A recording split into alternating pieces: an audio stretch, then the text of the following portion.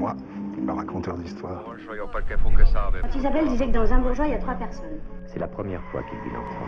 Tu l'aimes, ta Christine? T'as confiance en moi? Oui. D'après les témoins, vous pouviez rien faire. Je vous ordonne de répondre! Non! J'étais en retard. La voix, c'est important, ça. Gardez-vous de ces images et encore plus de vos émotions. Elles sont trompeuses. Presque tous mes films sont nés ou se racontent à partir des lieux. Pour moi, c'est l'empreinte d'un monde sur lequel un jour on ouvre les yeux, ensuite plus ou moins marqué par l'enfance, l'adolescence, mais dont on ne se défait jamais. Hey, vous devinerez pas ce que je viens de penser, les filles. Je vais vous placer ensemble. Histoire d'Adrien, mon premier film, c'est vraiment se creuser. Une rêverie dans la nature, presque sensuelle. La rencontre au bord d'une fontaine, d'un travailleur des bois, d'une bergère. Et voilà Adrien conçu. Et ce personnage, je le construis, va épouser l'identité, la mémoire d'une région. Repli sur le camp. Regroupement en brousse, prêt à évacuer. Allez, les autres suivez Roger. Chandonneur, lui, est né d'une prairie et d'un poème, Le Dormeur du Val. C'est un chant que j'ai filmé au bord du Verne, en Super 8, et j'ai repris ces images, et du chant nu paysan au chant de bataille, je suis allé jusqu'à ce chant d'honneur, en hommage à ces jeunes soldats qui se sont retrouvés un jour loin de leur terre et de leur famille.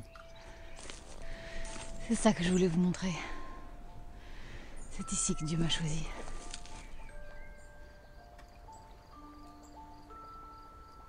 La source qui bat dans l'histoire d'Adrien ou ici-bas, le chêne de la Palombière ou d'Adrien, les vallons d'Alsace, ceux du Périgord, les montagnes de la Petite Chartreuse. Les lieux sont pour moi l'ancrage, la respiration des histoires. Comme la langue d'ailleurs, l'occitan, dans l'histoire d'Adrien qui était pour moi la musique du film.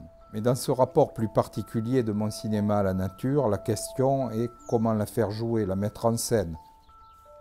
Ce qu'on apprend assez vite, c'est que le cinéma n'est pas le réel, mais sa représentation. Le réel, on le cadre, on l'éclaire, on le charge de nos fantasmes et de notre imaginaire.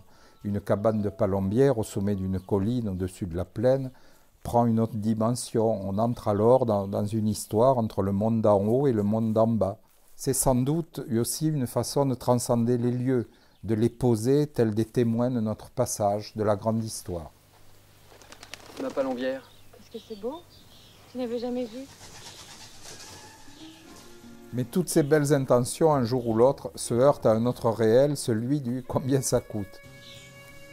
Dans Chant d'honneur, j'avais imaginé mon héros, un bûcheron devenu soldat, encerclé avec son régiment dans une forêt pilonnée par une pluie d'obus, et ma belle idée, comme dans un conte, était de faire s'écrouler la forêt sur les soldats. Mais non seulement ce type de scène coûte cher, mais tout d'un coup, elle vous semble totalement irréaliste. C'est là que j'ai appris que les lieux savent aussi se plier à l'imaginaire.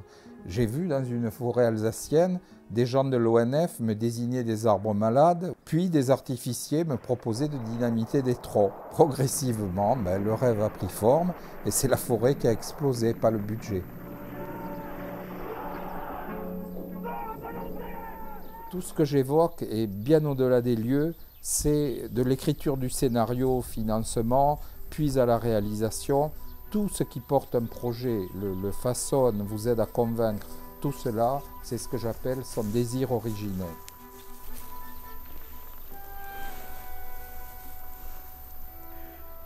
Et ce désir de cinéma, c'est ce qui, contre vents et marées, des moments de grâce au ratage, je l'ai toujours vérifié, au final, sur un écran, traverse le film comme un point fermé.